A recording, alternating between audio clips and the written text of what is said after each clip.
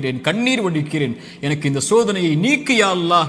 என் பாவத்தின் மூலமாக வந்திருந்தால் இதோ இந்த பாவங்களை விட்டு விலகி வருகிறேன் யா அல்லாஹ், என் கவலையை நீக்கு என்று கேட்டிருக்கிறோமா?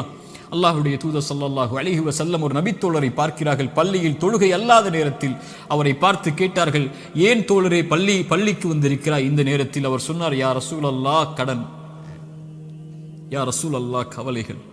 உள்ளம் நிரம்பி இருக்கிறது அல்லாஹ்வின் தூதரே.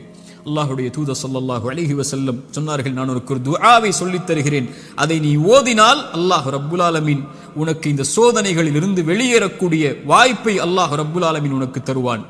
என்ன அல்லாஹ்வின் தூதரே அந்த பிரார்த்தனை? அல்லாஹும்ம இன்னி அஊது பிக மினல் ஹம்மி வல் ஹஸன். அல்லாஹும்ம இன்னி அஊது பிக மினல் ஹம்மி வல் ஹஸன். யா அல்லாஹ், என்னுடைய துக்கம், என்னுடைய எதிர்காலம் என்ன ஆகப் போகிறது? நான் எதை நோக்கி செல்லப் போகிறேன்? என்னுடைய வருமானம் என்ன ஆகப் போகிறது? இவ்வளவு கஷ்ட இழப்புகளை சந்தித்து